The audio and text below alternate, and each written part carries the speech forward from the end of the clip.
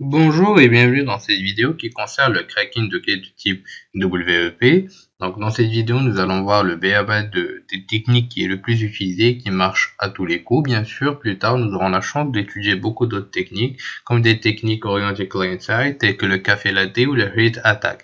Bien sûr, vous pouvez aussi utiliser des outils automatisés tels que Weavit, mais on préfère toujours utiliser des outils qui sont, disons, manuel. Donc à la place de l'automatisme, je vous conseille toujours de savoir comment les attaques se passent car vous pouvez ensuite utiliser ces outils automatisés de la manière la plus efficiente possible, mais parfois vous avez des petits problèmes qui clochent, etc.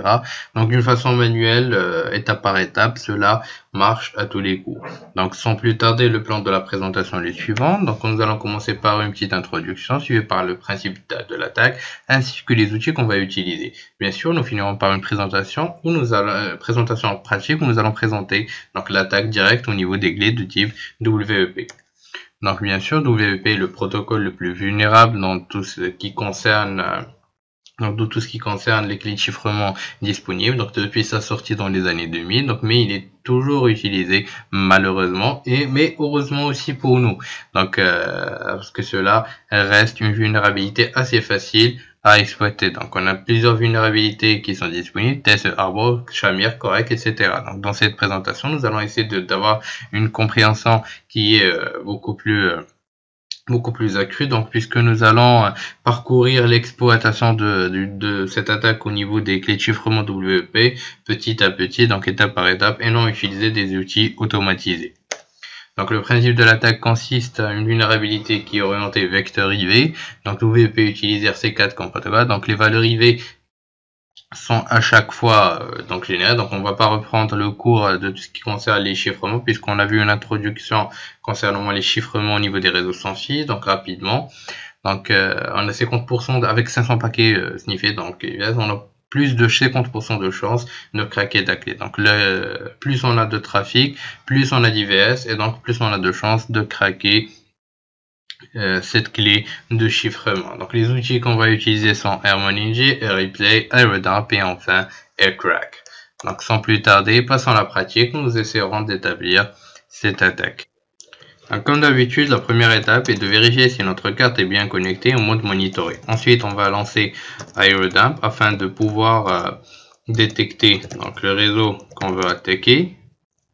Voilà, qu'on a home, donc on n'a pas besoin de continuer autre chose. Donc on va juste spécifier, donc au niveau d'AirDump, on va écrire un fichier, le fichier qui va récolter tous les paquets, donc afin de pouvoir craquer notre clé. Donc on va utiliser AirDump. Donc channel, on va spécifier le channel de notre réseau qui est le channel 11. Ensuite, on va spécifier le BSSID qui est celui-là. Donc vous trouvez dans la colonne BSSID. Donc ensuite, on doit spécifier là où on va écrire, donc write. Pardon, juste un petit problème. Voilà. Donc write. Et on va choisir un autre fichier, donc WP cracking lab. Mais bien sûr, notre interface WLelement 0 mode. Donc voilà, nous avons commencé à sniffer tout ce qui passe par ce BSSID. Donc maintenant vous avez le choix. Vous pouvez aussi bien attendre qu'un utilisateur se connecte. Donc vous êtes en train de sniffer, vous pouvez attendre, ou vous pouvez aussi accélérer le processus. Donc on va utiliser AirReplay afin d'exploiter ce dernier. Donc on va utiliser la commande AirReplay-ng. Et on va essayer d'exploiter, de générer du trafic grâce aux stations qui sont connectées. Donc on va essayer de copier cette dernière. Donc on va copier tout d'abord le BSSID. Donc on va commencer par spécifier qu'on va rejouer des paquets ARP de la connexion par rapport au client au niveau du réseau. Donc -3, on va spécifier ensuite notre BSSID et notre client. Donc on va essayer de générer du trafic afin que ça soit le plus rapide possible. Et donc on va rejouer le trafic en lançant un in your négative 1. Donc il faut toujours ignorer les paquets négatifs et on va spécifier. Donc bien sûr j'ai oublié de spécifier l'interface et on va lancer ce dernier. Donc on est en train de générer du trafic afin de pouvoir craquer notre clé beaucoup plus rapidement. Donc, vous pouvez aussi ouvrir une nouvelle fenêtre. Voilà, comme vous voyez, on est en train de rejouer les paquets. Donc vous pouvez remarquer ici que ça s'accentue de plus en plus. Donc on va lancer rcrack. Donc wp-crackylab.cap.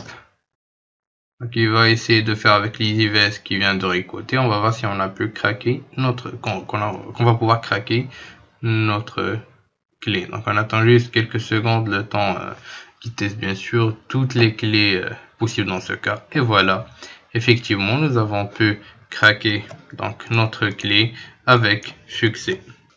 Pendant cette présentation, nous avons pu découvrir comment attaquer WP d'une façon donc assez simple. Donc vous pouvez aussi découvrir, on va aussi découvrir plus tard comment on va pouvoir attaquer WP d'une façon beaucoup plus avancée, mais aussi beaucoup plus simplifiée en utilisant des attaques orientées client-side telles que le HERT ou le café latte attack. Donc on va pouvoir découvrir tout ça ensemble dans les prochaines vidéos. Je vous dis surtout merci de votre suivi, de votre confiance et j'espère que cela a été lucratif pour vous. Je vous dis merci et à la prochaine vidéo.